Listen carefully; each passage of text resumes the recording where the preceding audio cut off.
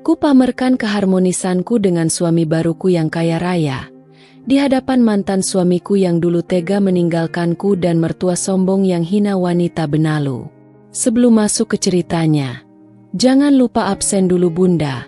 Bunda semuanya dari daerah mana saja. Dan bagi yang sudah subscriber semoga rezekinya lancar.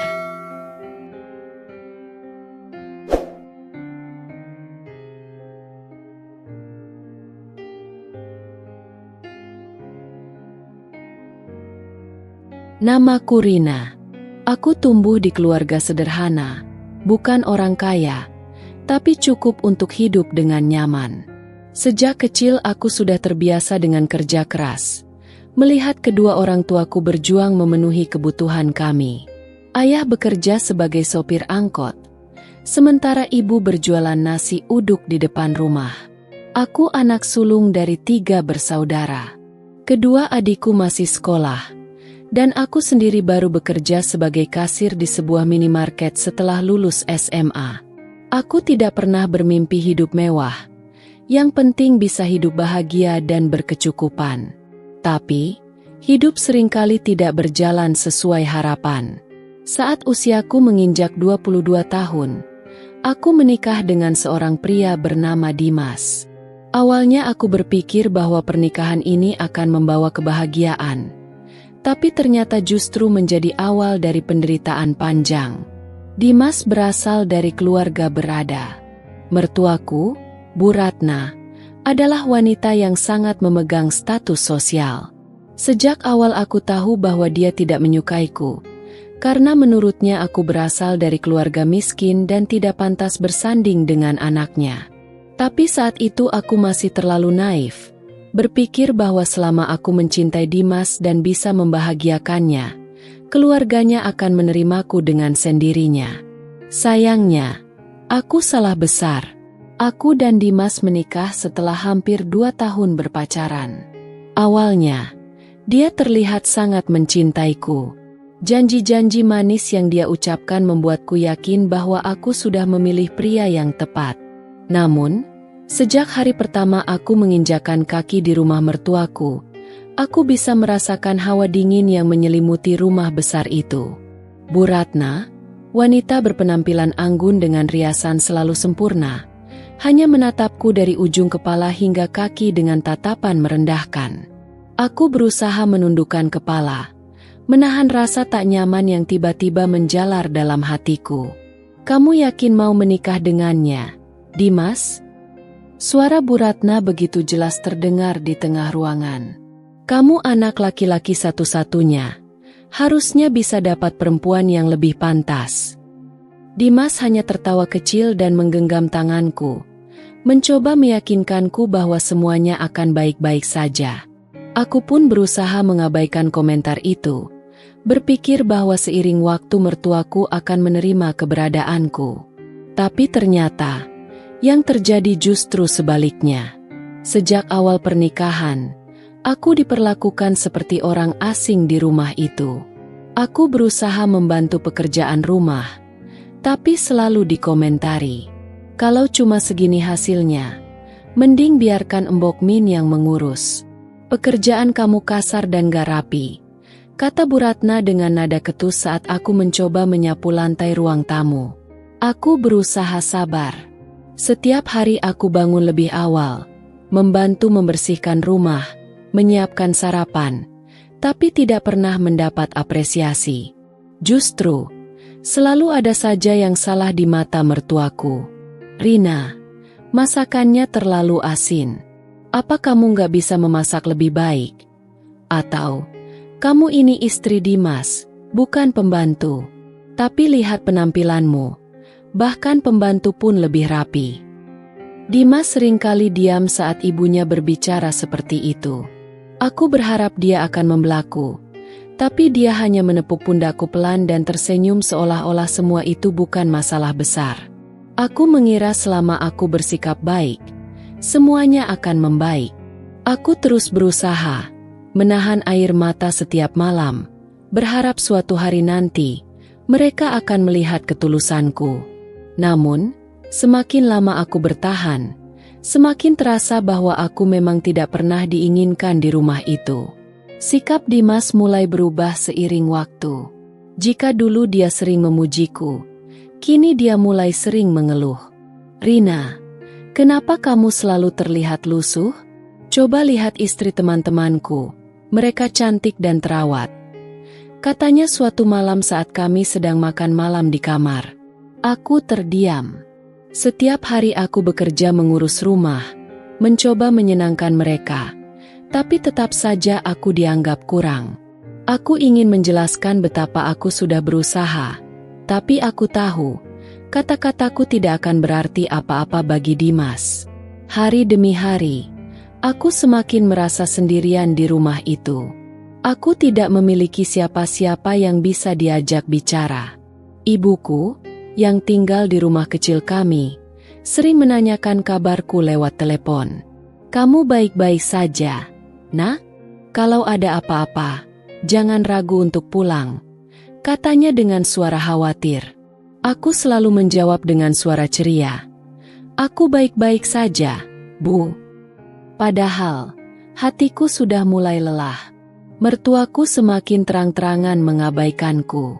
Setiap ada acara keluarga, aku diperlakukan seperti bayangan. Aku hanya duduk di sudut ruangan tanpa ada yang mengajak berbicara. Jika ada tamu datang, Bu Ratna bahkan tidak memperkenalkan aku sebagai menantu. "Ini Dimas, anak saya. Ganteng dan sukses, kan? Sayang, dia belum menikah dengan perempuan yang tepat," ucapnya dengan santai saat berbicara dengan teman-temannya. Aku menelan ludah, menahan sakit yang perlahan-lahan mulai mengikis ketegaranku. Aku masih bertahan, berharap ada secercah harapan yang bisa membuat pernikahan ini membaik. Tapi semakin lama, aku sadar, aku mungkin hanya sedang menggenggam sesuatu yang tidak nyata. Dimas mulai sering pulang larut malam. Aku tidak tahu dengan siapa dia pergi, tapi setiap aku bertanya, jawabannya selalu sama. "Urusan kantor, Rina. Jangan banyak tanya." Aku mencoba mempercayainya, tapi ada sesuatu yang berubah dalam sikapnya. Dia semakin jarang menatapku, semakin jarang berbicara dengan lembut seperti dulu. Suatu malam, aku mendengar suara bisik-bisik dari ruang tamu. Aku mengintip dari balik pintu, melihat Dimas berbicara dengan ibunya. "Sudahlah, Mas. Ceraikan saja dia. Dia tidak pantas untukmu," kata Bu Ratna dengan suara yang jelas. Dadaku mencelos. Aku menunggu jawaban Dimas dengan harapan kecil bahwa dia akan membelaku. Tapi harapan itu pupus saat dia menghela napas panjang dan berkata, "Aku juga sudah mulai berpikir begitu, Bu. Dunia seakan runtuh di sekelilingku." Aku berbalik, menutup mulut agar isakanku tidak terdengar. Aku sadar, perjuanganku selama ini tidak ada artinya bagi mereka. Aku tidak tahu berapa lama aku berdiri di sana, membiarkan air mata mengalir tanpa henti. Tapi satu hal yang aku tahu, malam itu aku kehilangan sesuatu yang selama ini aku pertahankan dengan sepenuh hati. Keesokan paginya, aku berusaha bersikap seolah tidak mendengar percakapan mereka tadi malam. Namun, perasaan perih di hatiku tak bisa hilang begitu saja. Aku tetap menyiapkan sarapan seperti biasa, berharap setidaknya hari ini akan lebih baik. Tapi seperti dugaanku, semuanya tetap sama. Dimas turun dari kamar dengan wajah lesu, tidak menatapku sama sekali. Dia langsung duduk di meja makan tanpa mengucapkan selamat pagi, tanpa sekadar menanyakan kabarku. Aku menyendokkan nasi goreng ke piringnya, tapi dia hanya mengaduk-aduk makanan itu dengan malas. "Kenapa diam saja, Mas?" tanyaku pelan, mencoba mencari celah untuk berbicara dengannya. Dia menghela napas panjang lalu berkata, "Rina, aku ada rapat pagi ini. Tolong jangan ganggu aku dengan pertanyaan yang tidak perlu." Hatiku mencelos lagi. Dimas yang dulu penuh perhatian, yang dulu selalu tersenyum setiap kali aku menyiapkan sarapan, Kini seperti orang asing yang tak peduli akan keberadaanku. Di ujung meja makan, Bu Ratna memperhatikanku dengan ekspresi sinis. Dia menyendok makanannya dengan anggun lalu berkata dengan nada tajam, "Rina, kamu ini istri atau bayangan? Jangan cuma diam saja. Lihat bagaimana penampilanmu, seperti pembantu." Wajar saja Dimas mulai bosan. Aku menggigit bibir, menahan air mata yang ingin jatuh. "Bu, tolong jangan bicara seperti itu di pagi hari," ujarku pelan, berharap Dimas akan membelaku. Namun, dia tetap diam. Seakan-akan kata-kata ibunya memang benar adanya. Setelah sarapan, Dimas pergi tanpa pamit. Aku melihatnya masuk ke mobil dan melaju begitu saja, meninggalkanku berdiri di teras dengan dada yang semakin sesak. Saat aku berbalik masuk ke dalam rumah, Bu Ratna sudah berdiri di ruang tamu dengan tangan bersedekap. "Rina, dengarkan aku baik-baik. Aku tidak mau punya menantu yang membawa sial. Sejak kamu datang ke rumah ini, Dimas jadi semakin terpuruk. Kamu itu seperti batu pemberat di lehernya." Aku mengernyit. "Apa maksud ibu?" Bu Ratna menyeringai. "Dimas dulu penuh semangat, selalu bergaul dengan teman-teman sejajarannya. Tapi sejak menikah dengan kamu, dia seperti orang yang kehilangan arah. Kamu bukan istri yang baik untuknya." Aku meremas jemariku, berusaha mengendalikan amarah yang mulai mendidih. "Saya sudah berusaha menjadi istri yang baik, Bu. Saya selalu mengurus rumah, menyiapkan makanan, bahkan menahan semua hinaan yang ibu lontarkan kepada saya selama ini." Bu Ratna mendengus. "Kalau kamu sadar bahwa aku tidak pernah menginginkanmu, kenapa kamu masih bertahan?" Aku menahan napas, merasakan kata-kata itu seperti pisau yang menusuk langsung ke dalam hatiku. "Karena saya mencintai Dimas," jawabku dengan suara gemetar. Dia tertawa kecil. "Kasihan sekali kamu, Rina. Cinta? Lihat bagaimana Dimas memperlakukanmu. Lihat bagaimana dia lebih menuruti kata-kataku daripada memperdulikan perasaanmu." Aku terdiam. Dia benar.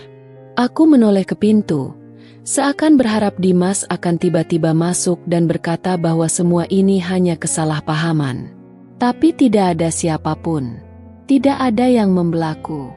Bu Ratna melangkah mendekat dan berbisik, "Cepat atau lambat, Dimas akan menceraikanmu. Dan saat itu terjadi, aku akan pastikan kamu pergi dari rumah ini tanpa membawa apapun." Jantungku berdegup kencang. Aku tahu dia serius. Hari-hari berikutnya berlalu dengan lebih menyakitkan. Dimas semakin sering pulang larut malam, dan aku semakin diabaikan. Jika dia ada di rumah, dia lebih banyak menghabiskan waktu di kamar atau sibuk dengan ponselnya. Sementara itu, Bu Ratna semakin terang-terangan ingin menyingkirkanku.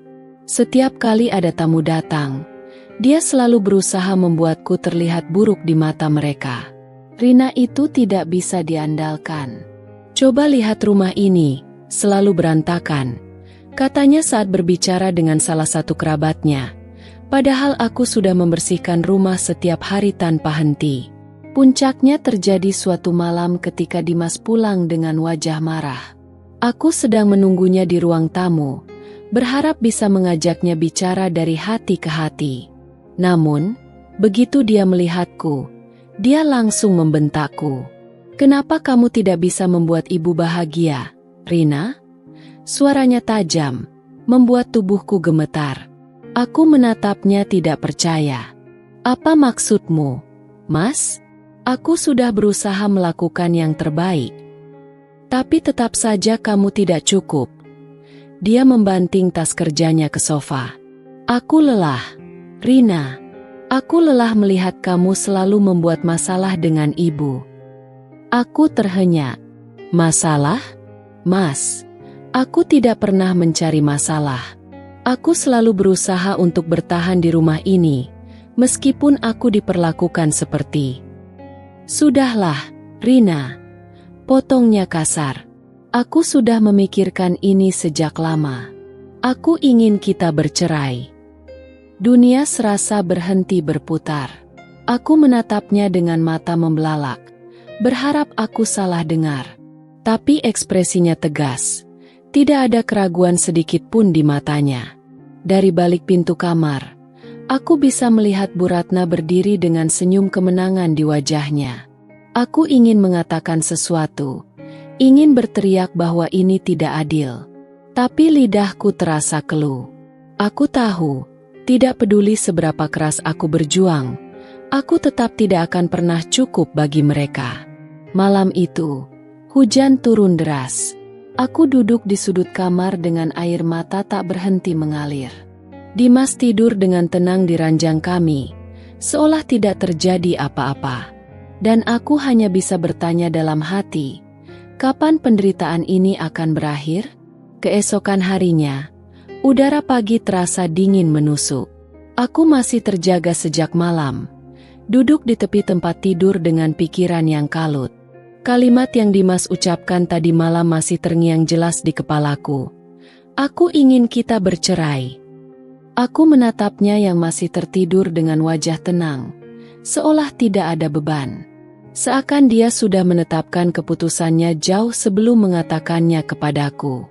Rasa sakit semakin menghimpit dada, tapi aku tahu menangis pun tak akan mengubah apapun. Aku bangkit dari tempat tidur, melangkah keluar kamar dengan kepala yang berat. Aku ingin menghirup udara segar, setidaknya mencari ketenangan sesaat sebelum menghadapi kenyataan pahit yang menantiku. Namun, saat melewati ruang makan, aku melihat Bu Ratna sedang duduk dengan secangkir kopi di tangannya. Senyuman liciknya langsung muncul begitu dia melihatku. "Kau terlihat mengenaskan, Rina," katanya sambil mengaduk kopi dengan santai. Aku menggenggam jemariku erat. "Kenapa ibu begitu ingin melihat rumah tangga kami hancur?" Dia terkekeh kecil. "Karena dari awal kau bukan pilihan yang tepat untuk Dimas." Aku menarik napas dalam, berusaha mengendalikan emosiku. "Dimas dulu mencintaiku, Bu. Kami menikah karena saling mencintai.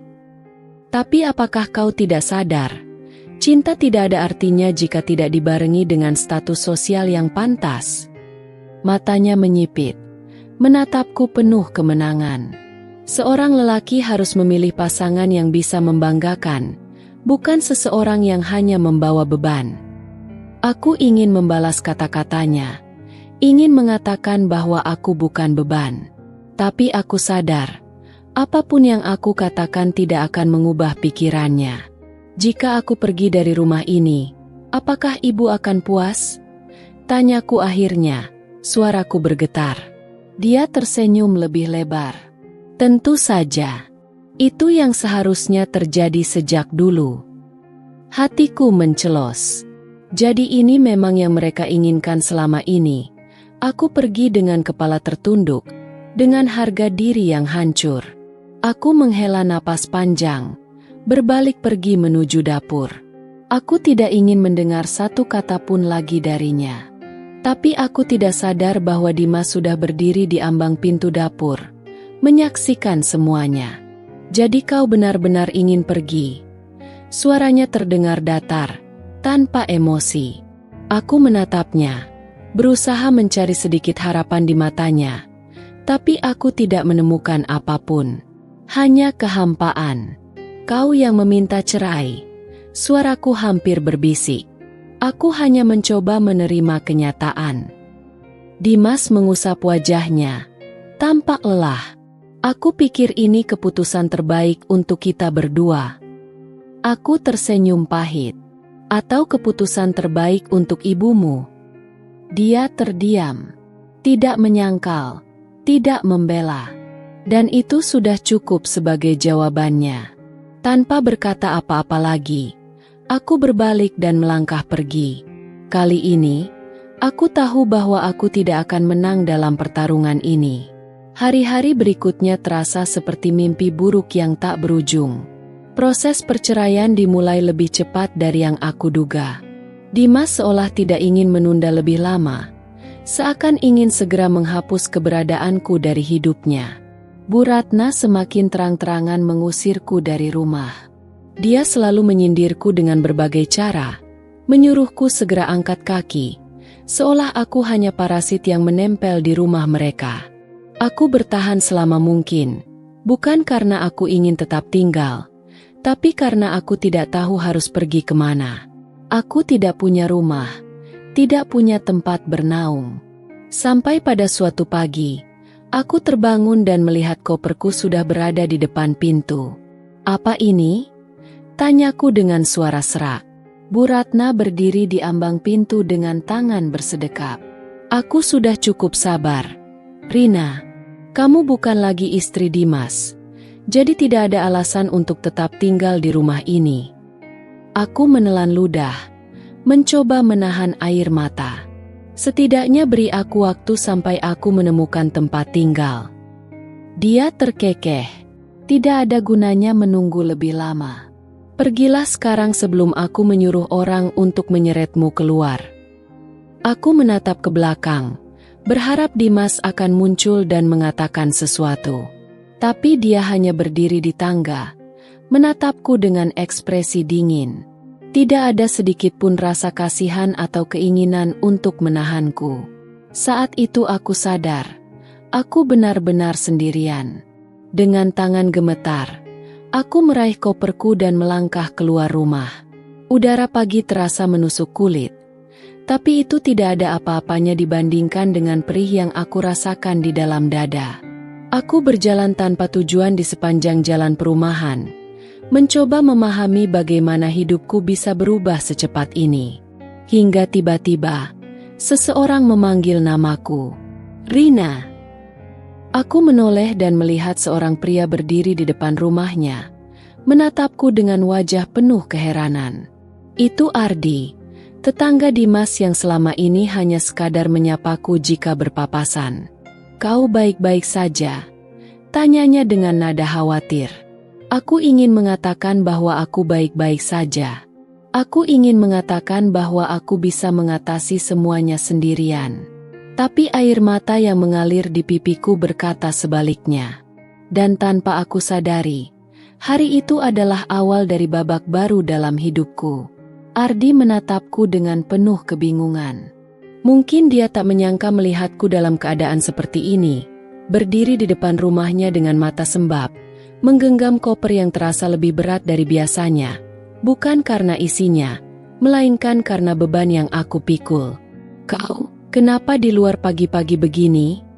tanyanya, suaranya dipenuhi kekhawatiran. Aku ingin menjawab, tapi tenggorokanku terasa seperti tersumbat. Aku hanya bisa menggeleng pelan, berusaha menahan tangis yang nyaris pecah lagi. Ardi tampak ragu, tetapi kemudian dia melangkah maju, mendekatiku. "Masuklah dulu.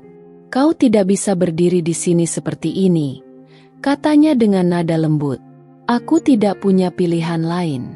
Aku tidak punya tempat lain untuk pergi. Dengan langkah ragu, aku mengikuti Ardi masuk ke dalam rumahnya. Aku duduk di sofa ruang tamunya yang sederhana tetapi terasa lebih hangat dibanding rumah yang baru saja aku tinggalkan. Ardi menyerahkan secangkir teh hangat kepadaku. Aku menerimanya dengan tangan gemetar. "Kalau kau ingin bicara, aku siap mendengarkan," katanya sambil duduk di seberangku. Aku menghela napas panjang sebelum akhirnya berkata, "Aku sudah tidak punya rumah lagi." Suaraku lirih, nyaris seperti bisikan. Ardi tidak langsung merespons. Dia hanya menatapku dalam-dalam, seolah memahami betapa besar luka yang sedang aku rasakan. "Mereka mengusirmu?" tanyanya akhirnya. Aku mengangguk. Ardi menghela napas pelan. Aku tidak menyangka mereka akan sekejam itu. Aku tersenyum pahit. Aku juga. Keheningan menyelimuti kami untuk beberapa saat. Aku menatap cangkir di tanganku, melihat bayangan diriku yang berantakan di permukaan teh yang masih mengepulkan uap. "Jadi, kau akan tinggal di mana sekarang?" Pertanyaan itu menohokku. Aku sendiri belum memikirkan jawaban atas pertanyaan itu. Aku benar-benar tidak tahu harus kemana. Aku belum tahu, jawabku akhirnya. Ardi menatapku beberapa saat, lalu berkata, "Kau bisa tinggal di sini untuk sementara, kalau kau mau." Aku terkejut. "Apa? Tidak, aku tidak bisa." "Tidak masalah, Rina. Aku tidak bisa membiarkanmu berada di jalanan tanpa tujuan," katanya dengan suara mantap. Aku menggigit bibir bawahku, ragu. Tapi aku tahu, aku tidak punya banyak pilihan. Akhirnya, aku mengangguk pelan. Hari-hari berlalu, dan aku mulai terbiasa tinggal di rumah Ardi. Dia tidak pernah sekalipun membuatku merasa canggung atau tidak nyaman. Dia selalu bersikap baik dan penuh perhatian. Perlahan, aku mulai mencari pekerjaan. Aku tidak ingin selamanya bergantung pada kebaikan Ardi. Aku ingin berdiri di atas kakiku sendiri, membangun kembali hidupku yang hancur. Namun, kabar bahwa aku tinggal di rumah Ardi ternyata menyebar dengan cepat di lingkungan perumahan. Bisik-bisik mulai terdengar. Orang-orang mulai membicarakan aku, dan tidak butuh waktu lama sebelum Dimas mengetahuinya. Suatu sore, aku sedang menyapu halaman ketika tiba-tiba sebuah suara menghentikan gerakanku. "Jadi, ini sekarang tempat tinggalmu?" Aku menoleh dan menemukan Dimas berdiri di depan pagar, menatapku dengan ekspresi yang sulit diartikan. Aku menegakkan bahu dan menatapnya lurus. "Kenapa kau peduli?" Dimas tersenyum sinis. "Kau bahkan tidak butuh waktu lama untuk pindah ke rumah pria lain setelah kita bercerai." Darahku mendidih mendengar tuduhannya. "Jangan bicara seolah aku yang bersalah di sini, Dimas. Kau yang menceraikanku. Kau yang membiarkan ibumu mengusirku. Sekarang kau datang dan menuduhku yang tidak-tidak." Dimas terdiam. Rahangnya mengatup erat. "Jadi kau benar-benar bersama Ardi sekarang?" Aku menghela napas panjang. "Itu bukan urusanmu lagi." Dimas tertawa kecil, tetapi tawanya pahit. "Kau tidak akan bertahan lama dengan pria seperti dia. Dia bukan tandinganku." Aku menatapnya tajam. "Mungkin kau benar. Ardi memang bukan tandinganmu, karena dia jauh lebih baik darimu." Aku melihat rahang Dimas mengeras. Untuk pertama kalinya, aku melihat sesuatu di matanya, sesuatu yang menyerupai penyesalan. Tapi aku tidak peduli lagi. Aku sudah mulai melangkah maju. Aku tidak akan membiarkan Dimas atau siapapun lagi menghancurkan hidupku. Waktu terus berjalan, dan hidupku mulai membaik. Aku mendapatkan pekerjaan baru, dan aku mulai menata kembali hidupku yang porak-poranda. Yang lebih mengejutkan, aku dan Ardi semakin dekat. Aku tidak tahu kapan perasaan itu mulai tumbuh, tapi aku sadar bahwa aku tidak lagi merasa sendirian. Dan pada suatu hari, Ardi melamarku.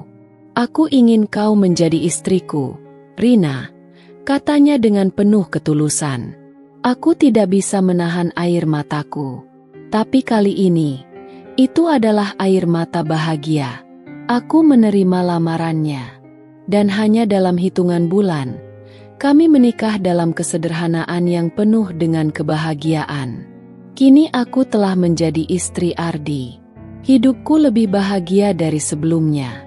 Rumah kami penuh dengan canda tawa, dengan kebersamaan yang tidak pernah aku rasakan sebelumnya. Tapi satu hal yang tidak berubah, kami masih tinggal di rumah yang berseberangan dengan rumah Dimas. Aku bisa melihat dari jendela bagaimana hidup Dimas perlahan mulai berantakan. Dia dan ibunya mulai kehilangan martabat mereka. Keuangan mereka semakin buruk. Keluarga yang dulu begitu angkuh kini mulai mengalami kesulitan. Aku tahu mereka mulai menyesal. Aku tahu, mereka mulai menyadari kesalahan mereka. Dan puncaknya terjadi pada suatu malam, ketika seseorang mengetuk pintu rumahku. Saat aku membukanya, aku menemukan Dimas dan Bu Ratna berdiri di sana. Wajah mereka penuh dengan kelelahan dan keputusasaan. Dan ketika mereka berlutut di hadapanku, aku tahu, aku telah memenangkan pertarungan ini. Mereka akhirnya menyesal. Tapi apakah aku akan memaafkan mereka? Aku hanya tersenyum, menatap mereka dengan mata yang penuh dengan kemenangan. Bu Ratna menundukkan kepala. Gengsi yang selama ini ia pertahankan kini hancur berkeping-keping di hadapanku. Dimas, mantan suamiku, hanya bisa terdiam dengan ekspresi penuh kehancuran. Aku berdiri di ambang pintu rumahku, menatap mereka yang berlutut di hadapanku.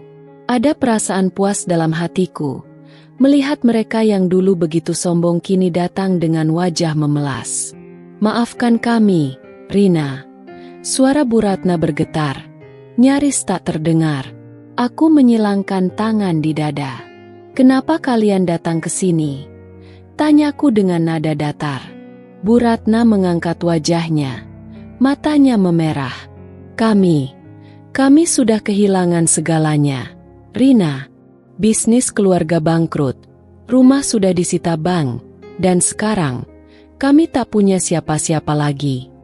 Aku menatap mereka dalam diam. Bagaimana hidup bisa berputar begitu cepat? Dahulu, aku yang terus-menerus dihina dan diinjak-injak oleh mereka.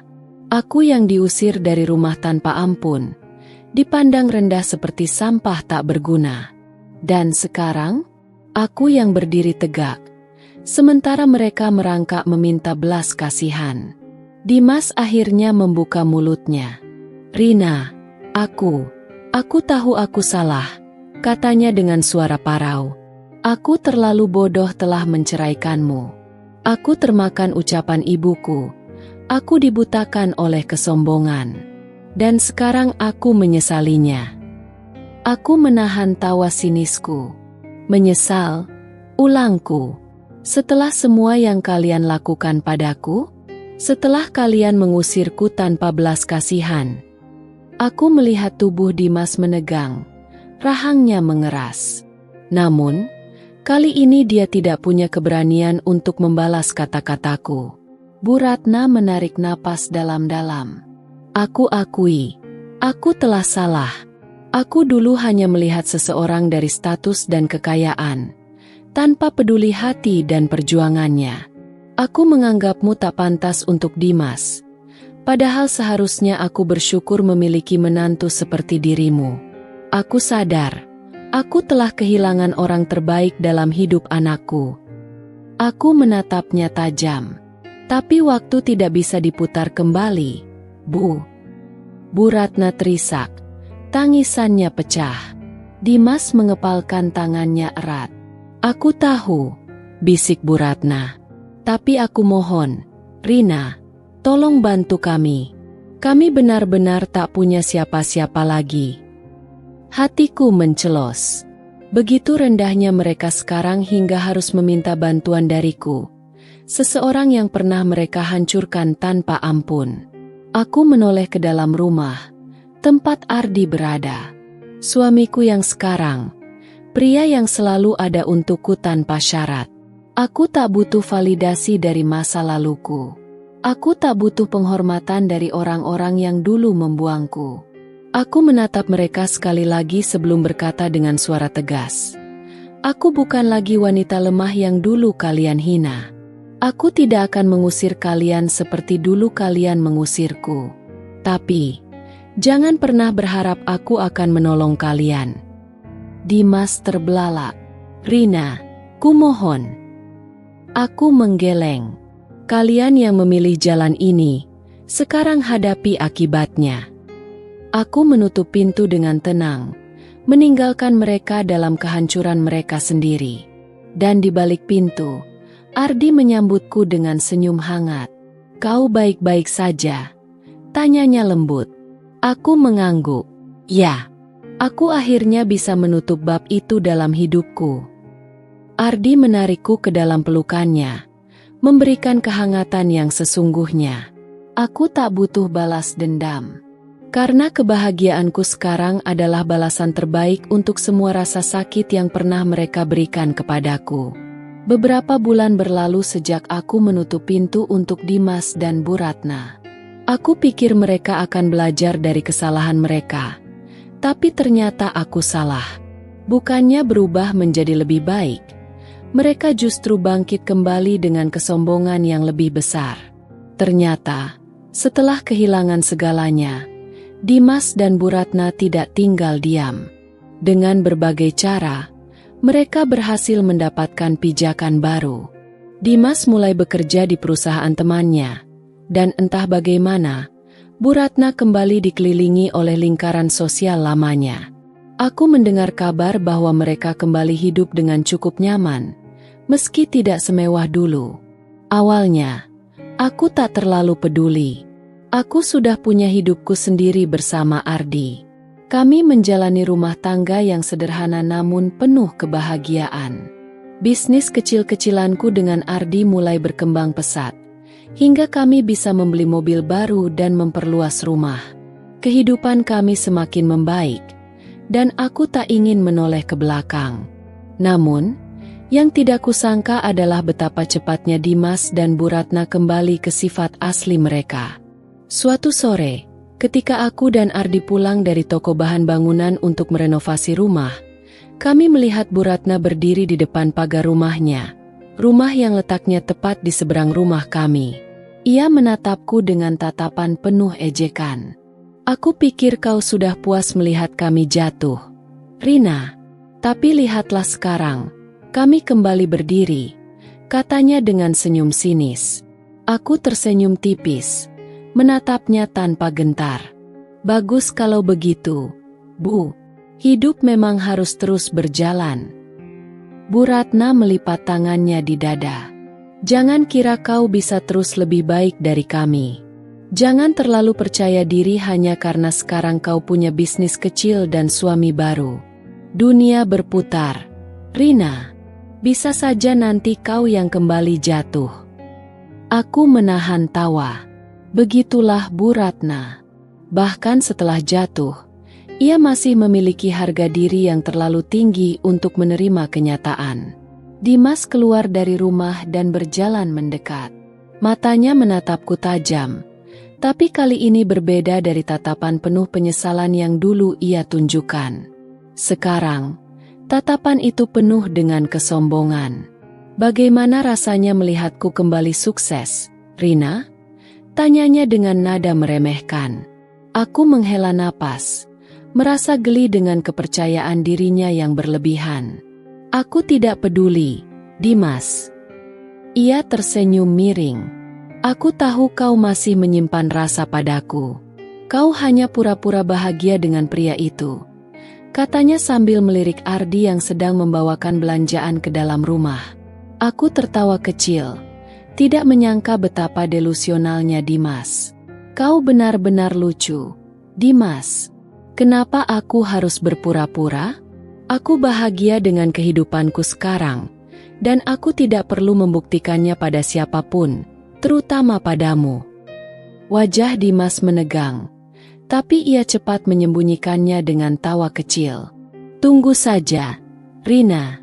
Aku akan membuktikan bahwa aku bisa mendapatkan segalanya kembali, termasuk sesuatu yang pernah menjadi milikku.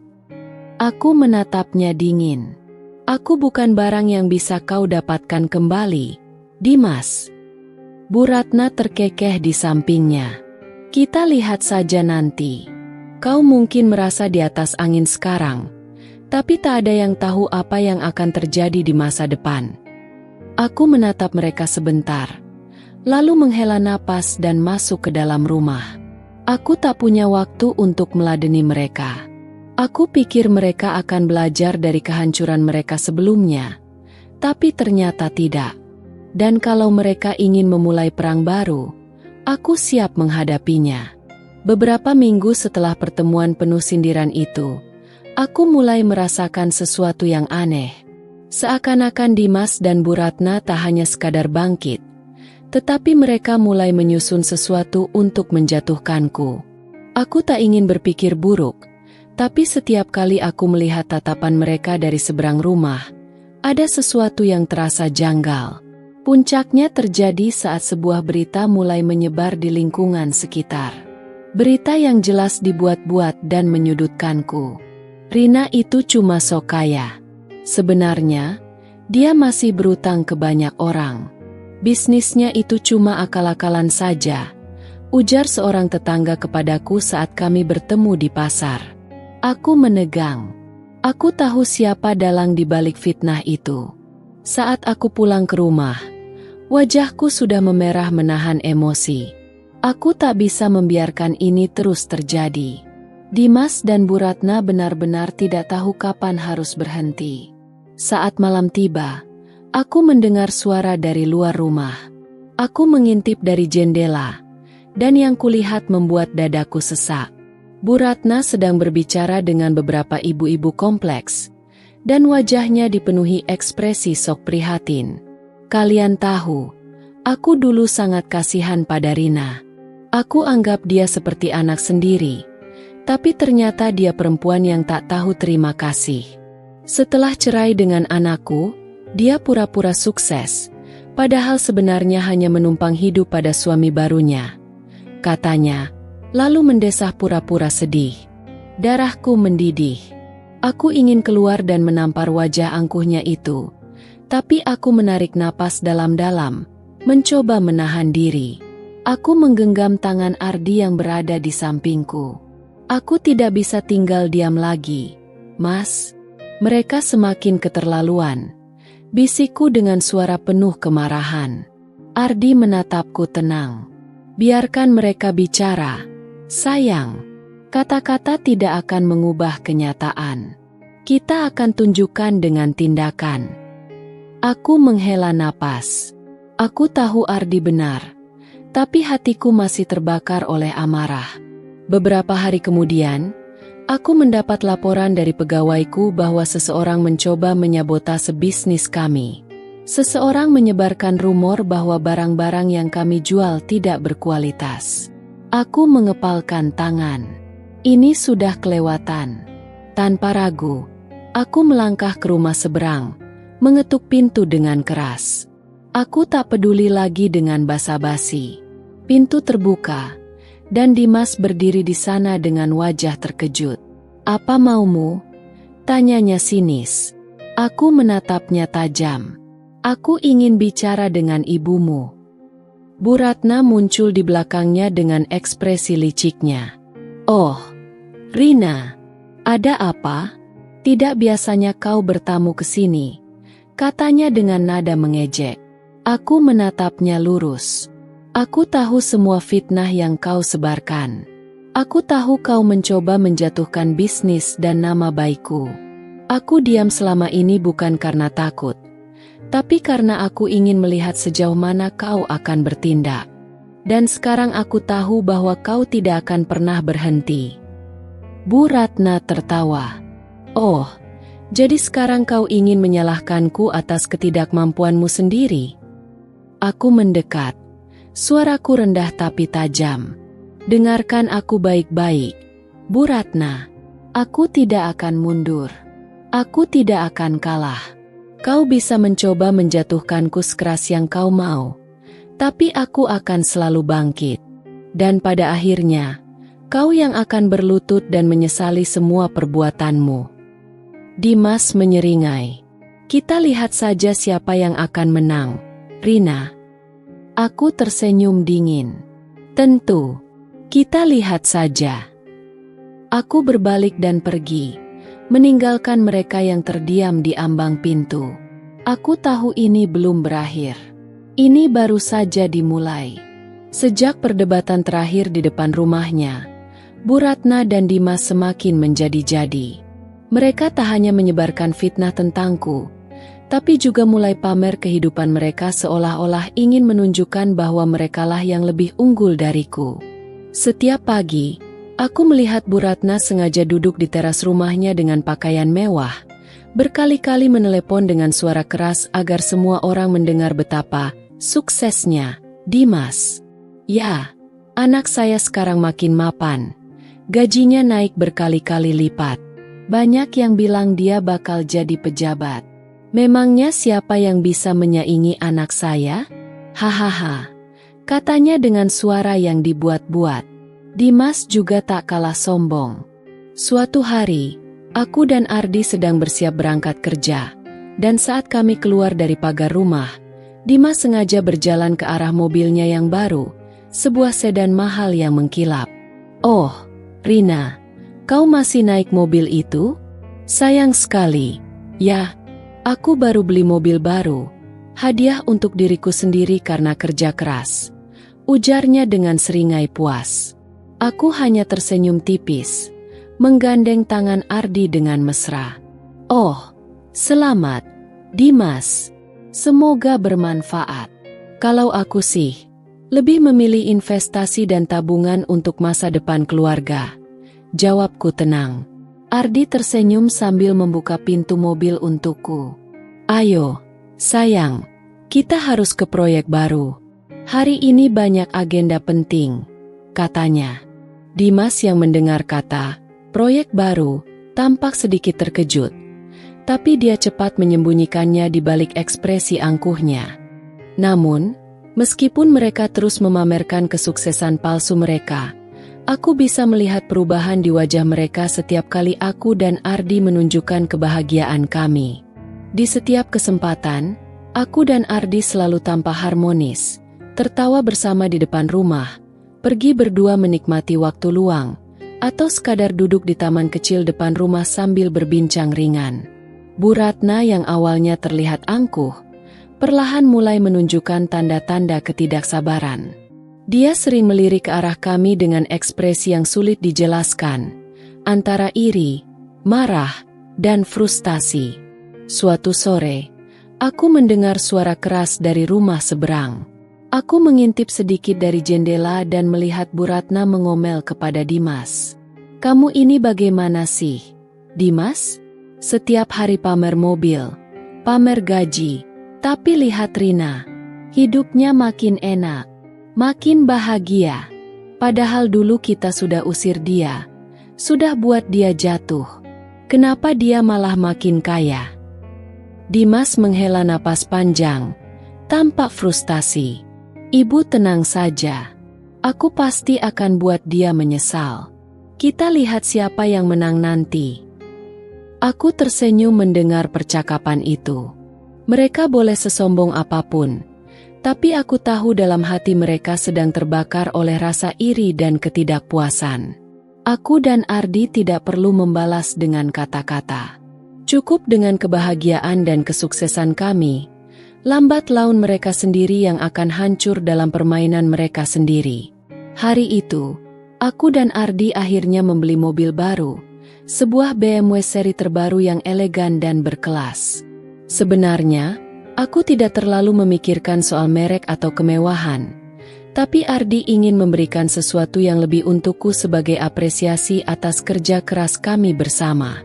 Ketika mobil itu tiba di depan rumah, seorang petugas dealer mengantarkannya dengan penuh kehormatan. Aku berdiri di samping Ardi, tersenyum melihat kendaraan yang begitu indah itu. Cat hitam mengilapnya memantulkan sinar matahari sore, dan interiornya begitu mewah. Bu Ratna yang kebetulan sedang menyapu halaman langsung berhenti dan menatap dengan mata terbelalak. Dimas yang baru keluar dari rumahnya juga langsung terdiam. Keduanya menatap BMW itu dengan ekspresi yang sulit dijelaskan. Aku dengan tenang membuka pintu mobil, membiarkan Ardi masuk terlebih dahulu sebelum aku sendiri duduk di kursi penumpang. Aku bisa merasakan tatapan penuh amarah dan iri dari seberang rumah. Bu Ratna akhirnya membuka suara. Suaranya ketus dan penuh sindiran. Wah, Rina, ternyata sekarang kamu pamer juga, ya? Apa kerjaanmu sampai bisa beli mobil semahal itu? Jangan-jangan dapat warisan dari orang kaya yang entah siapa." Aku hanya tersenyum tipis. "Oh, tidak, Bu. Ini hasil kerja keras saya dan suami saya. Kami hanya ingin menikmati hasil usaha sendiri.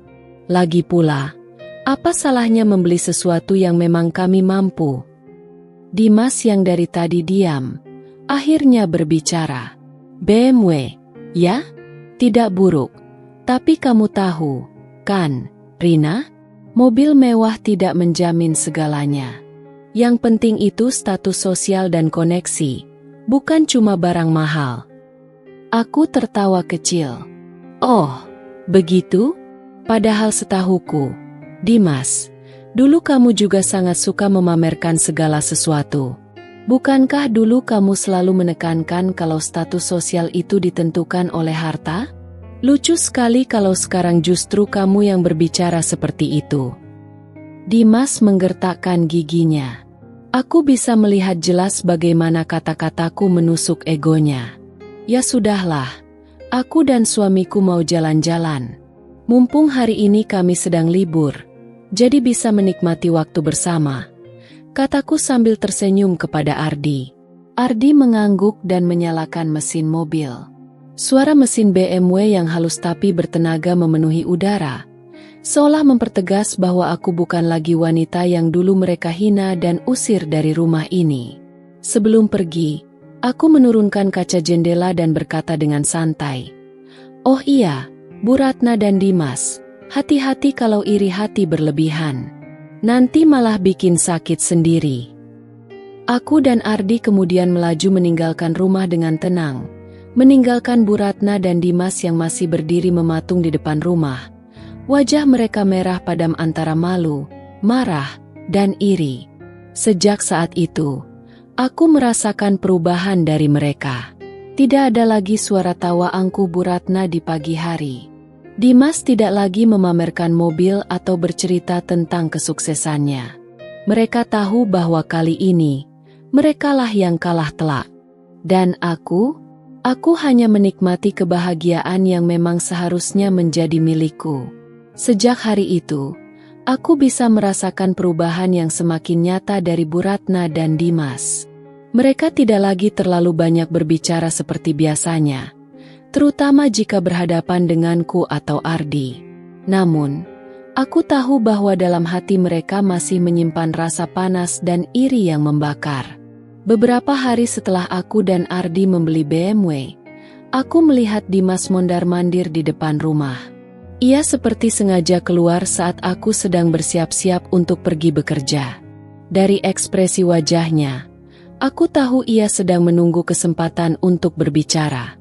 Aku sengaja mengabaikannya dan tetap masuk ke dalam mobil. Tapi sebelum aku menutup pintu, ia tiba-tiba bersuara. "Rina," panggilnya dengan nada datar. Aku menoleh dengan alis sedikit terangkat. "Ada apa?" Dimas tampak ragu, seperti sedang menyusun kata-kata dalam kepalanya. "Kamu benar-benar sudah berubah. Ya, aku hampir tidak mengenalmu lagi." Aku tersenyum kecil. "Tentu saja, Dimas. Orang yang dikhianati dan dihina akan belajar untuk bangkit. Tidak semua orang memilih untuk terpuruk selamanya." Dimas menghela napas panjang. "Aku nggak menyangka kamu akan jadi seperti ini. Dulu, aku kira kamu hanya akan menjadi wanita biasa yang hidup sederhana tanpa banyak perubahan." Aku tertawa pelan. "Oh, jadi selama ini kamu meremehkanku, ya? Dulu kamu pikir aku hanya akan hidup dalam keterbatasan setelah kau ceraikan." Aku menatap matanya tajam. Sayang sekali, kenyataannya justru sebaliknya. Dimas terdiam. Aku bisa melihat ada banyak emosi di matanya. Rasa penasaran, kekecewaan, dan mungkin sedikit penyesalan. Namun, aku tidak peduli lagi. Saat itu, Bu Ratna keluar dari rumahnya dan langsung menatap kami dengan tajam. "Dimas, buat apa kamu bicara dengan perempuan itu? Sudah cukup kamu tahu nasibnya sekarang," katanya sinis. Aku menahan tawa mendengar ucapannya. "Nasibku sekarang? Oh, maaf, Bu. Saya rasa nasib saya jauh lebih baik daripada yang dulu Ibu harapkan." Bu Ratna mendengus kesal, tapi aku tidak memberinya kesempatan untuk membalas. Aku masuk ke dalam mobil dan melajukan kendaraan dengan tenang. Seiring berjalannya waktu, kehidupanku bersama Ardi semakin membaik. Bisnis kami berkembang pesat, dan aku mulai dikenal sebagai pengusaha yang sukses. Aku sering diundang ke berbagai acara bisnis, bertemu dengan orang-orang penting, dan bahkan diwawancarai oleh media lokal. Suatu hari, aku dan Ardi menghadiri sebuah acara penghargaan untuk pengusaha muda sukses. Saat aku naik ke panggung untuk menerima penghargaan, aku melihat wajah-wajah terkejut di antara para tamu. Dan di antara mereka, aku melihat Dimas dan Bu Ratna duduk di barisan belakang.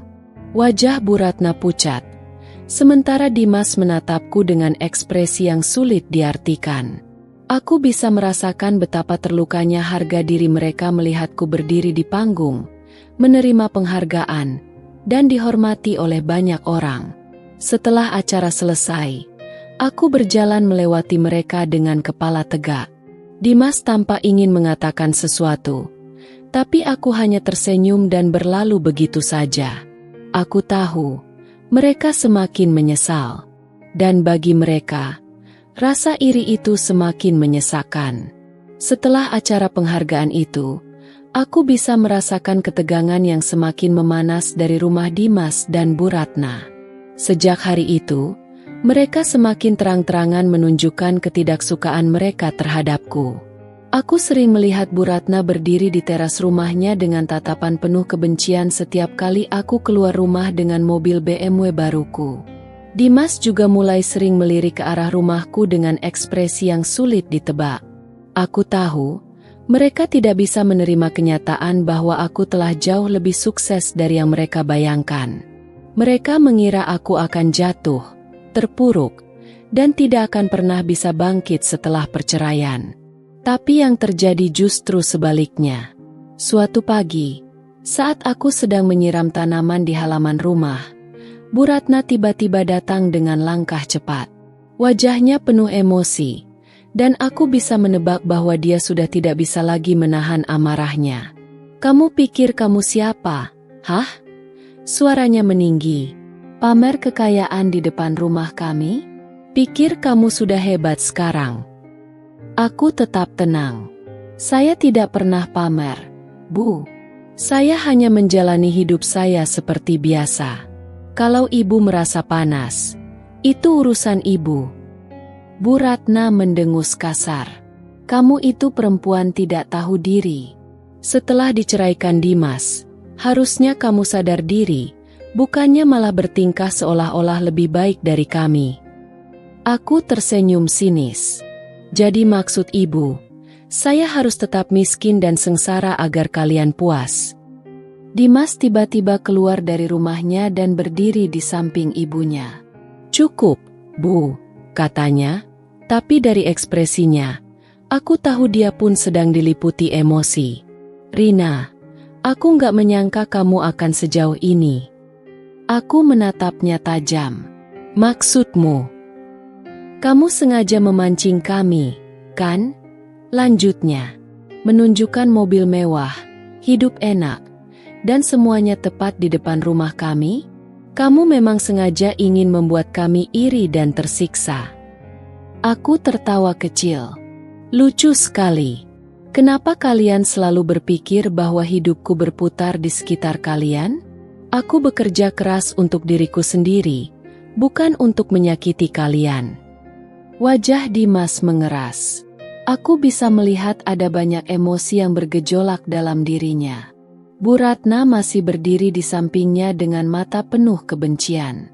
Aku menggelengkan kepala dan berkata dengan suara dingin, "Jangan salahkan aku atas penderitaan kalian. Itu semua karena kesombongan kalian sendiri." Aku berbalik dan masuk ke dalam rumah, meninggalkan mereka yang masih berdiri di sana dengan wajah penuh kemarahan. Namun, aku tahu ini belum selesai. Aku bisa merasakan bahwa konflik ini masih akan terus berlanjut, dan mereka tidak akan tinggal diam. Setelah kejadian pagi itu, suasana di antara rumahku dan rumah Dimas semakin panas. Bu Ratna dan Dimas tidak bisa menyembunyikan rasa iri dan kebencian mereka. Setiap kali aku keluar rumah dengan mobil BMW baruku, aku bisa merasakan tatapan tajam mereka dari balik jendela. Bahkan, beberapa kali aku mendengar Bu Ratna berbicara dengan tetangga, mencoba merendahkan keberhasilanku. Halah, sukses apanya? Paling juga cuma numpang kaya dari suami barunya. Namanya perempuan, gak akan bisa sehebat laki-laki, ujarnya dengan nada meremehkan saat sedang berbincang dengan ibu-ibu kompleks.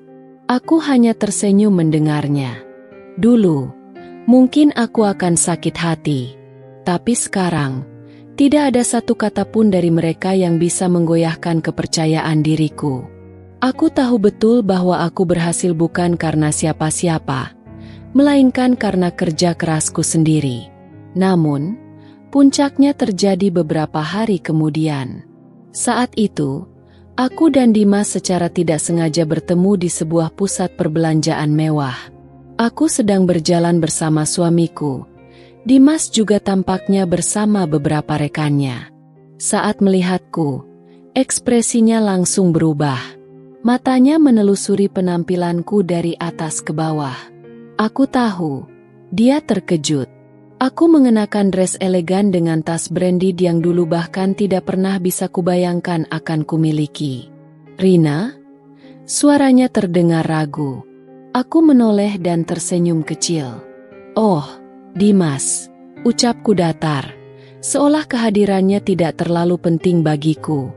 Dimas menelan ludah. Jelas sekali dia tidak menyangka akan bertemu denganku di tempat seperti ini. "Kamu sering belanja di sini?" tanyanya, seolah masih belum percaya dengan kenyataan yang ia lihat. Aku mengangguk ringan. "Ya, kebetulan ada beberapa barang yang perlu kubeli."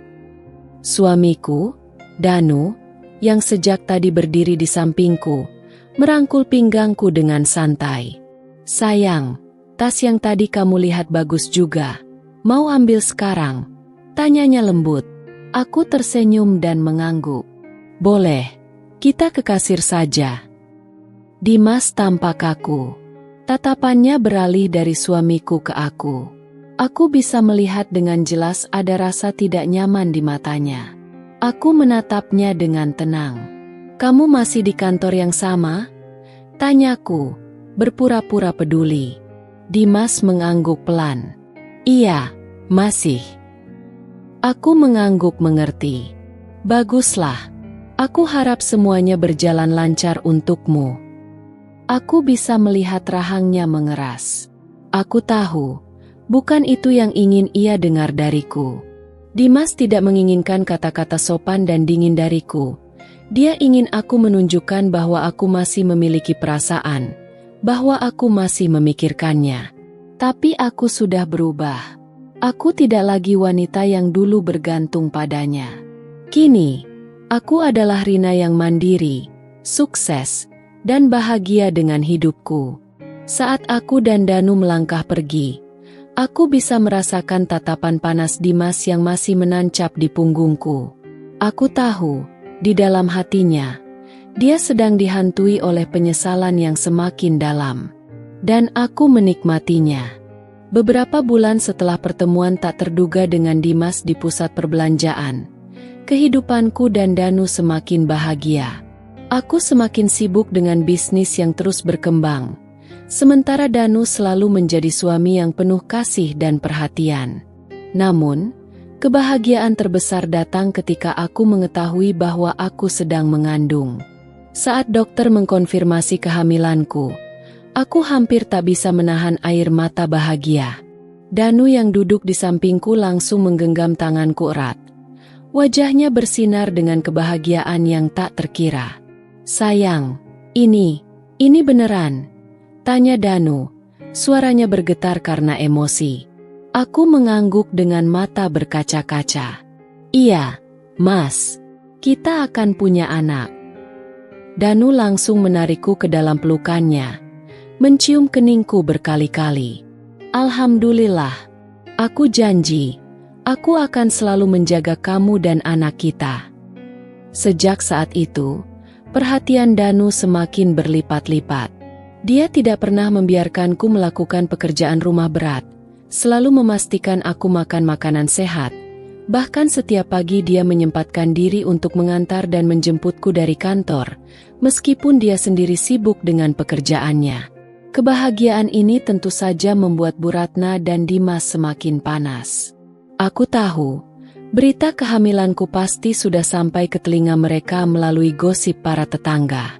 Dan benar saja, beberapa hari kemudian, aku mendapati Bu Ratna berdiri di depan rumahku dengan ekspresi tak senang. "Rina," panggilnya lantang. Aku yang sedang duduk santai di teras rumah hanya meliriknya dengan tenang. "Ada apa, Bu?" Bu Ratna melipat tangan di dada. Wajahnya penuh dengan ekspresi tidak suka. "Jadi benar kamu hamil?" Aku tersenyum tipis, mengelus perutku yang masih rata. "Iya, Bu. Alhamdulillah, Tuhan memberikan rezeki ini untuk kami." Tatapan Bu Ratna semakin tajam. Jangan senang dulu. Kamu pikir dengan punya anak kamu bisa lebih bahagia dari Dimas? Jangan sombong dulu, Rina. Aku tertawa kecil. "Bu, saya bahagia bukan karena ingin lebih dari siapapun. Saya bahagia karena saya sudah menemukan keluarga yang benar-benar menyayangi saya." Wajah Bu Ratna langsung memerah. Aku bisa melihat rasa iri yang begitu besar dalam matanya. "Dasar perempuan sombong," dengusnya sebelum berbalik pergi dengan kesal. Aku hanya menghela napas. Sementara dari jendela, Danu yang melihat kejadian itu hanya tersenyum tipis. "Biarkan saja, sayang. Semakin mereka kesal, semakin berarti kita sudah melakukan hal yang benar," katanya sambil menggenggam tanganku. Aku mengangguk pelan. "Ya, aku tidak akan membiarkan siapapun merusak kebahagiaan kami. Namun, aku tidak tahu bahwa ini hanyalah awal dari konflik yang lebih besar." Sejak pertemuan dengan Bu Ratna di depan rumahku, suasana di lingkungan ini semakin memanas. Aku tahu mereka tidak akan tinggal diam, terutama setelah mendengar kabar kehamilanku. Dimas dan ibunya memang tidak bisa menerima kenyataan bahwa hidupku jauh lebih bahagia dari sebelumnya. Setiap kali aku keluar rumah, aku bisa merasakan tatapan penuh kebencian dari Bu Ratna yang sering berdiri di depan rumahnya, seolah mengawasi setiap gerak-gerikku. Bahkan, beberapa kali aku mendengar dia bergosip dengan para tetangga, mencoba menjatuhkan reputasiku dengan berbagai fitnah. Paling juga pura-pura bahagia. "Lihat aja nanti, perempuan sombong itu pasti kena karmanya." Aku mendengar dia berkata suatu sore ketika aku sedang berjalan menuju mobilku. Aku hanya tersenyum dan mengabaikan omongannya. Aku sudah belajar bahwa semakin aku menunjukkan kebahagiaan, semakin mereka akan tersiksa oleh rasa iri mereka sendiri. Namun, konflik semakin memanas ketika aku dan Danu membeli sebuah mobil BMW terbaru. Mobil itu bukan hanya sebagai simbol kesuksesan kami, tetapi juga sebagai kenyamanan bagi keluarga kecil kami yang akan segera memiliki anggota baru. Saat mobil itu terparkir di depan rumah, tak butuh waktu lama bagi kabar itu untuk menyebar. Dimas yang kebetulan melihat mobil tersebut saat keluar dari rumahnya langsung membelalakan mata. Ekspresinya penuh keterkejutan dan ketidakpercayaan. Aku bisa melihat rahangnya mengeras. Tangannya mengepal kuat seolah berusaha menahan emosi. "Mobil siapa itu?" tanyanya tajam.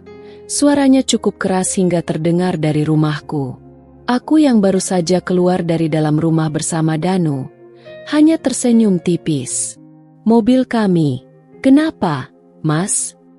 Dimas menatapku dengan ekspresi penuh kemarahan dan kebencian. "Jadi sekarang kamu pamer, ya? Setelah ninggalin aku, kamu hidup foya-foya dengan suami baru?" Aku terkekeh pelan. "Mas Dimas, saya tidak pernah meninggalkan siapapun. Saya yang ditendang keluar dari rumah ini oleh keluarga Mas. Ingat?" Wajah Dimas semakin memerah. Sementara Bu Ratna yang keluar dari rumahnya langsung menatap mobil kami dengan tatapan penuh rasa iri. "Hah, jadi ini hasil dari uang harammu, Rina? Pantas saja bisa beli mobil mahal," seru Bu Ratna dengan nada sinis. Danu yang sejak tadi diam langsung merangkul bahuku dengan lembut, lalu menatap mereka dengan tenang. "Bu, Mas Dimas, saya rasa tidak ada yang perlu diperdebatkan. Ini hasil kerja keras istri saya, dan saya bangga padanya. Kalau ada yang merasa panas melihat keberhasilan orang lain, mungkin ada baiknya mereka bercermin dan introspeksi diri." Dimas semakin kesal, dan aku bisa melihat Bu Ratna menggigit bibirnya, seolah ingin meluapkan kemarahannya. Tanpa membuang waktu lagi, aku dan Danu masuk ke dalam mobil dan meninggalkan mereka yang masih berdiri dengan wajah penuh kejengkelan. Saat aku melihat bayangan Dimas dan ibunya semakin jauh dari kaca spion, aku tersenyum puas. Aku tahu ini baru permulaan, dan aku yakin mereka akan semakin tersiksa melihat kebahagiaanku yang terus berkembang. Malam itu, aku duduk di ruang tamu bersama Danu, menikmati teh hangat sembari mengelus lembut perutku yang mulai membesar. Rasanya luar biasa bisa merasakan kebahagiaan ini, sesuatu yang dulu tidak pernah kudapatkan saat bersama Dimas. Danu menatapku penuh kasih. Tangannya menggenggam tanganku dengan erat. "Kamu tahu, sayang, aku semakin tidak sabar menunggu kehadiran buah hati kita," ucapnya dengan suara lembut. Aku tersenyum, merasakan kehangatan cinta dari suamiku. "Aku juga, Mas. Aku ingin bayi kita tumbuh di lingkungan yang penuh kasih sayang, tanpa rasa takut atau tekanan." Namun, kebahagiaan kami tidak berlangsung lama ketika terdengar suara gaduh dari luar rumah. Suara seseorang berteriak-teriak dengan nada penuh amarah.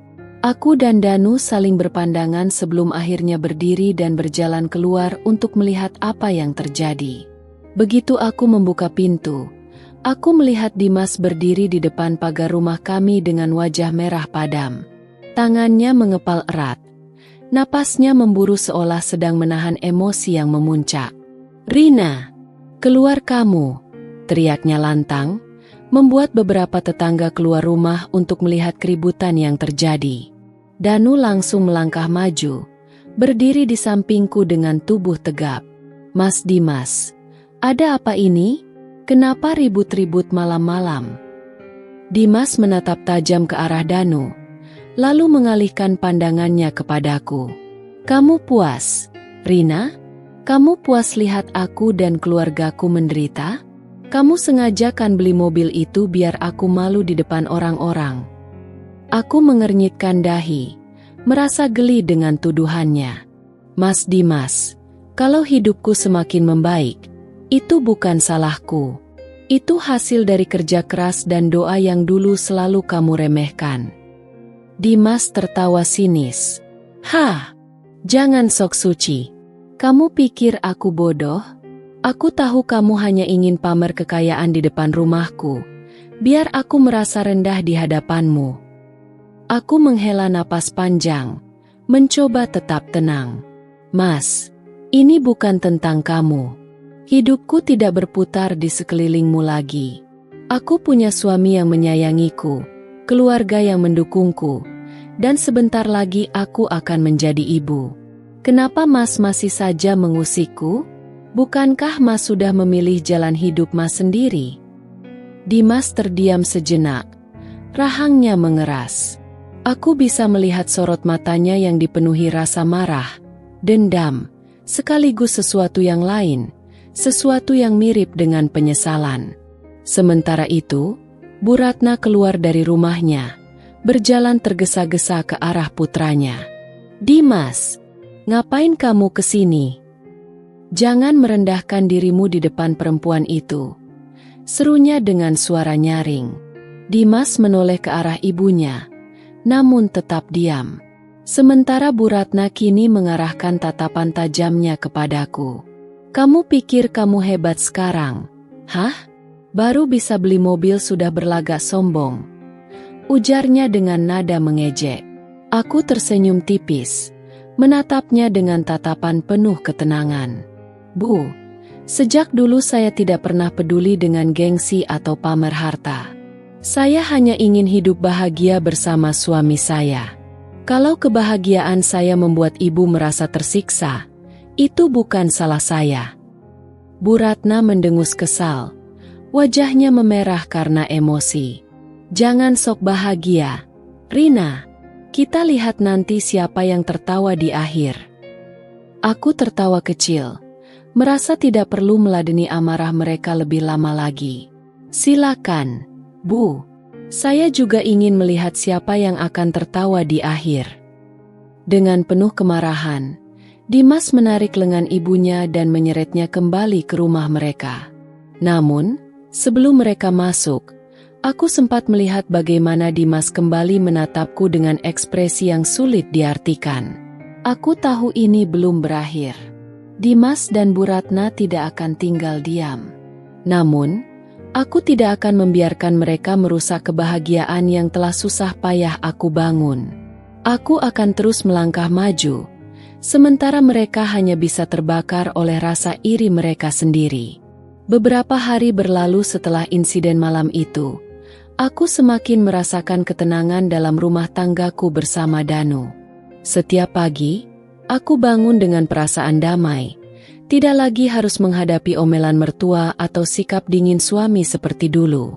Kini, aku memiliki seorang suami yang menyayangiku dengan tulus, yang selalu memastikan aku bahagia dan nyaman dalam pernikahan ini. Danu adalah pria yang sederhana, namun cintanya begitu besar. Dia tidak pernah membebaniku dengan ekspektasi yang berlebihan. Setiap hari, dia selalu menyempatkan diri untuk membantuku, mulai dari pekerjaan rumah tangga hingga menemaniku memeriksakan kandungan ke dokter. Sesuatu yang dulu hanya menjadi impianku saat masih bersama Dimas. Pagi itu, aku sedang duduk di teras rumah, menikmati segelas jus jeruk sambil menunggu Danu yang sedang bersiap-siap untuk pergi bekerja. Aku merasakan bayi dalam kandunganku mulai bergerak, memberikan sensasi hangat yang membuatku tersenyum bahagia. Tiba-tiba, suara gaduh terdengar dari rumah seberang. Aku menoleh dan melihat Dimas dan Bu Ratna tengah beradu mulut di halaman rumah mereka. Suara Bu Ratna terdengar nyaring, membuat beberapa tetangga mulai mengintip dari balik jendela rumah mereka. "Kamu ini laki-laki atau bukan, Dimas? Aku malu melihat kondisi kita sekarang. Dulu kita punya segalanya. Sekarang kita cuma bisa gigit jari melihat kehidupan Rina yang semakin sukses." Suara Bu Ratna melengking penuh amarah. Dimas menepis tangan ibunya dengan kasar. "Sudahlah, Bu. Jangan terus menyalahkanku. Ini semua juga karena ibu. Kalau saja dulu ibu tidak terlalu ikut campur, mungkin semuanya tidak akan seperti ini." Aku terdiam, memperhatikan pertengkaran mereka dengan ekspresi datar. Rasanya sedikit ironis melihat mereka saling menyalahkan. Padahal dulu mereka berdua adalah orang yang paling sering merendahkanku. Bu Ratna mendengus keras. Wajahnya merah padam karena marah. "Jadi sekarang kamu menyalahkanku? Hei, Dimas, ingat ya. Dulu aku yang menyuruhmu menceraikan perempuan itu karena dia bukan siapa-siapa. Sekarang lihatlah, dia hidup lebih bahagia daripada kita. Aku tidak terima." Aku menyesap jus jerukku pelan, menikmati setiap detik dari pertunjukan yang mereka berikan secara cuma-cuma. Tak lama kemudian, Danu keluar dari dalam rumah, mengenakan kemeja rapi dengan jam tangan di pergelangannya. Dia menoleh ke arah rumah Dimas lalu tersenyum kecil padaku. "Ada keributan lagi?" tanyanya dengan nada santai. Aku mengangguk. Seperti biasa. Mereka masih belum bisa menerima kenyataan. Danu tertawa kecil, lalu duduk di sampingku. "Biar saja. Itu urusan mereka.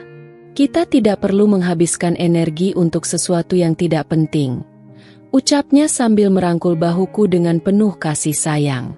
Namun, belum sempat aku menjawab, Tiba-tiba Bu Ratna berjalan mendekati pagar rumah kami. Tatapannya penuh dengan kebencian dan amarah yang membara. Kalian berdua ini puas, ya, melihat kami menderita, ucapnya tajam. Aku menoleh padanya dengan ekspresi santai. Bu, kami tidak pernah berharap siapapun menderita. Kami hanya menjalani hidup kami dengan baik. Jika ibu merasa tersiksa, itu bukan salah kami. Bu Ratna mengepalkan tangannya. Omong kosong.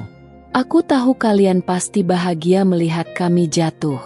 Tapi aku peringatkan kalian, kebahagiaan itu tidak akan bertahan lama. Aku menatapnya dengan tenang. Ibu bilang begitu karena ibu sendiri tidak pernah benar-benar merasakan kebahagiaan. Kebahagiaan itu bukan soal harta atau status sosial, Bu. Kebahagiaan itu ada dalam hati yang bersyukur. Sayangnya, ibu terlalu sibuk iri pada hidup orang lain sampai lupa mencari kebahagiaan sendiri. Wajah Bu Ratna semakin merah. Dia tampak ingin membalas ucapanku, tapi sepertinya dia sendiri tidak menemukan kata-kata yang tepat. Dengan mendengus kesal, dia akhirnya berbalik dan berjalan pergi, meninggalkan kami dengan amarah yang belum reda. Aku menghela napas, lalu menoleh ke arah Danu. Sepertinya mereka belum akan berhenti mengusik kita. Danu tersenyum lembut dan menggenggam tanganku. Tidak apa-apa. Yang penting kita tetap bersama dan tetap bahagia. Biarkan mereka terbakar dalam iri mereka sendiri. Aku mengangguk, merasa tenang dengan kehadiran Danu di sisiku. Aku tahu hidup ini masih panjang dan banyak hal yang mungkin akan terjadi di masa depan. Tapi satu hal yang pasti, aku tidak akan pernah lagi membiarkan siapapun merenggut kebahagiaan yang telah aku bangun dengan susah payah. Hari demi hari berlalu, kehidupanku dan Danu semakin harmonis dan bahagia. Aku merasa seperti hidup dalam mimpi indah yang akhirnya menjadi nyata. Kehamilanku berjalan dengan lancar, dan setiap hari Danu semakin perhatian kepadaku. Dia selalu memastikan aku makan tepat waktu, tidak terlalu lelah, dan beristirahat dengan cukup. Di sisi lain, kehidupan Dimas dan Bu Ratna justru semakin berantakan. Aku tidak perlu mencari tahu. Para tetangga sudah cukup sering membicarakannya. Sejak Dimas dipecat dari pekerjaannya, ekonomi mereka semakin jatuh. Tabungan yang mereka miliki sudah hampir habis. Sementara gengsi mereka masih terlalu tinggi untuk mencari pekerjaan yang dianggap rendah. Siang itu, aku sedang bersantai di teras rumah, menikmati udara segar sambil menyesap teh hangat. Danu baru saja pulang kerja, dan dia duduk di sampingku, menyandarkan kepalanya di bahuku dengan lembut. Sayang, tadi di jalan aku dengar kabar dari Pak RT. Katanya Dimas dan ibunya mulai menjual barang-barang mereka, kata Danu dengan suara santai. Aku menaikkan alisku. Oh, begitu? Barang apa saja? Danu terkekeh kecil. Sepertinya hampir semua yang mereka miliki. Mulai dari perhiasan, barang-barang elektronik, bahkan mobil mereka juga sudah tidak ada di garasi. Aku tersenyum tipis. Rasanya aneh melihat mereka yang dulu begitu sombong kini terpaksa menjual barang-barang mereka hanya untuk bertahan hidup. Namun, aku tidak merasa kasihan. Mereka menuai apa yang mereka tanam. Tak lama kemudian, terdengar suara ribut dari depan rumah Dimas. Aku dan Danu menoleh, dan ternyata ada beberapa orang yang datang untuk mengambil barang-barang mereka. Dari percakapan yang terdengar, aku bisa menangkap bahwa mereka menjual semua itu untuk membayar utang yang semakin menumpuk. Bu Ratna keluar dengan wajah masam, sementara Dimas tampak murung di belakangnya. Mereka tidak lagi terlihat angkuh seperti dulu. Bajunya lusuh, wajahnya tampak lelah, dan tidak ada lagi aura kesombongan dalam diri mereka. Tiba-tiba, pandangan Bu Ratna bertemu denganku. Tatapannya penuh dengan kemarahan dan kebencian. Namun aku bisa melihat ada juga kepedihan di dalamnya. Dia berjalan mendekati pagar rumahku, lalu menatapku tajam. Kamu puas sekarang, Rina? Kamu bahagia melihat kami seperti ini? Suaranya terdengar bergetar. Aku meletakkan cangkir tehku dengan tenang. Bu, saya tidak pernah meminta kalian jatuh seperti ini. Saya hanya menjalani hidup saya sendiri. Kalau hidup kalian berantakan, itu bukan karena saya, tapi karena pilihan kalian sendiri. Bu Ratna mengepalkan tangannya. Kalau saja kamu tidak menikah dengan lelaki itu dan memamerkan kebahagiaanmu di depan kami, Dimas tidak akan merasa terhina seperti ini. Aku tertawa kecil. Bu, kebahagiaan saya bukan untuk dipamerkan. Saya hanya menjalani hidup saya dengan suami saya. Kalau kalian merasa panas, mungkin itu karena kalian terlalu sibuk membandingkan hidup kalian dengan hidup saya.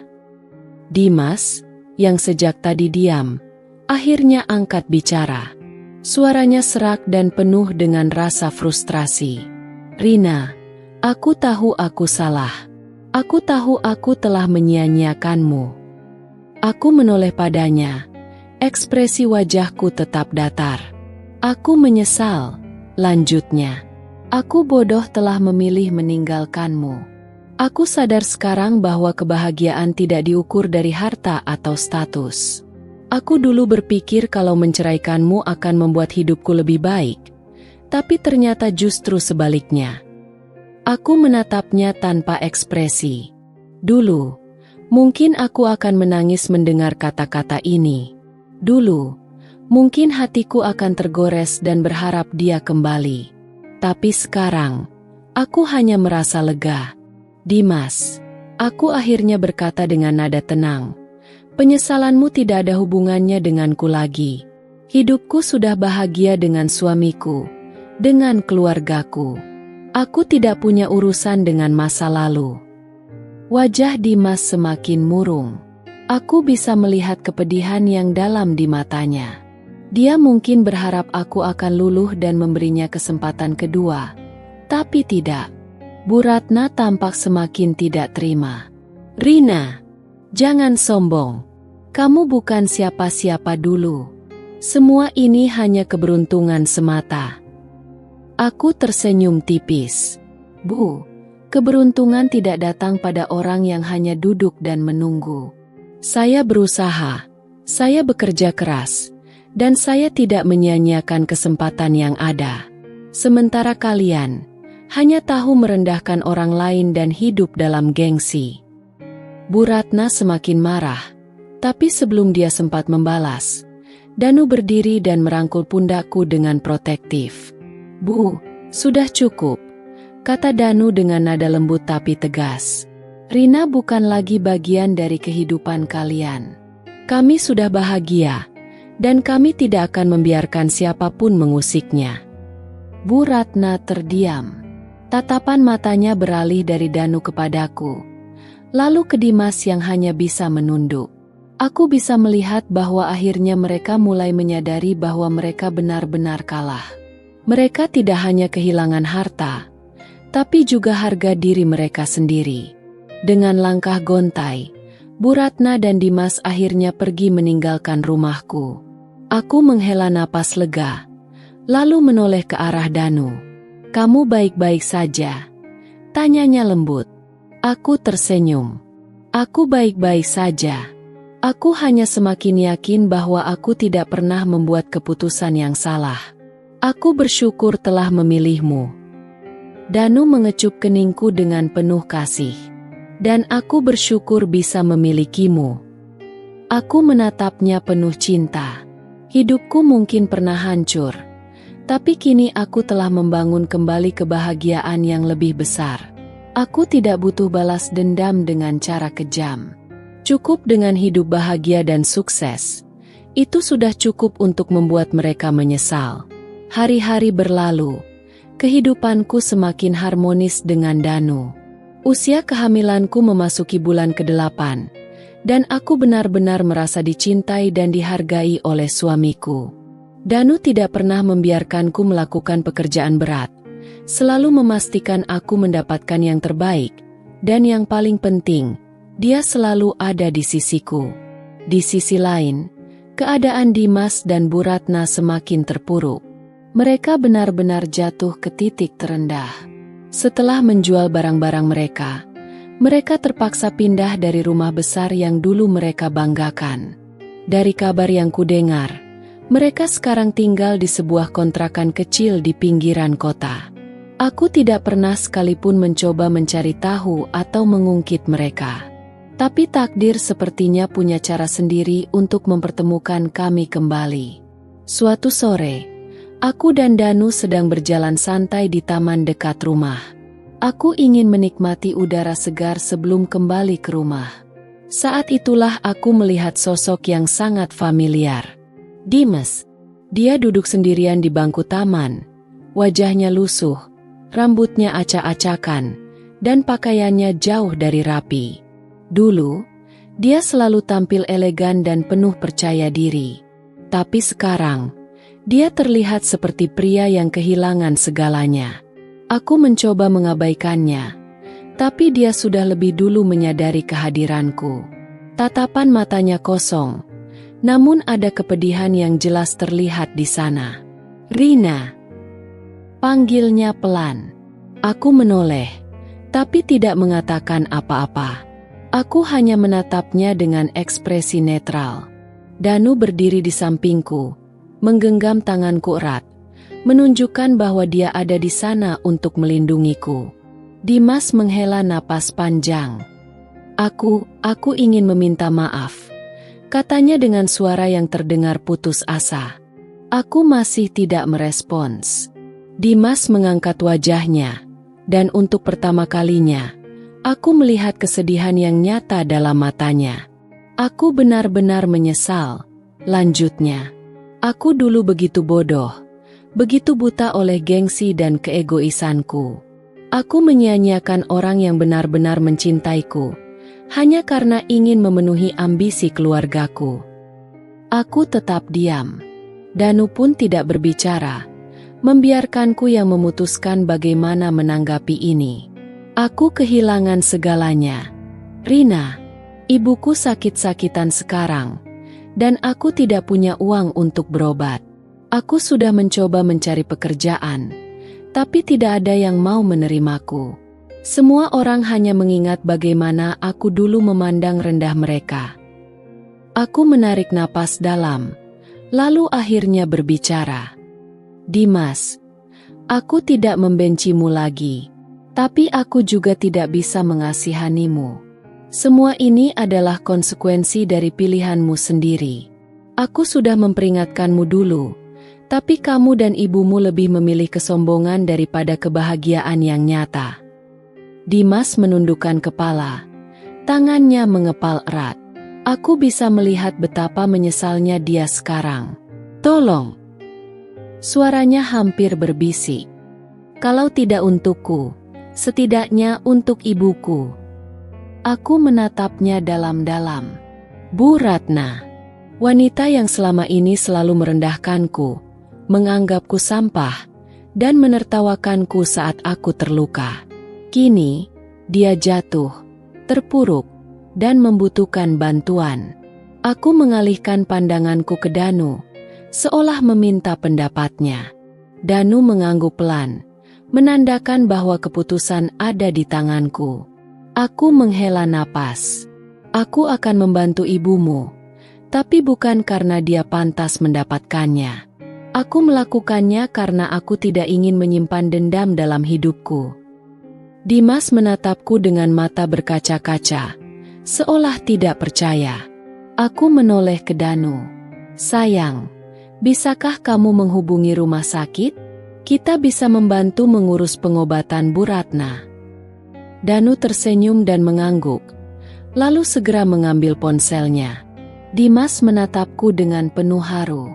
"Rina, aku tidak tahu bagaimana mengucapkan terima kasih." Aku mengangkat tanganku, menghentikannya. "Jangan salah paham, Dimas.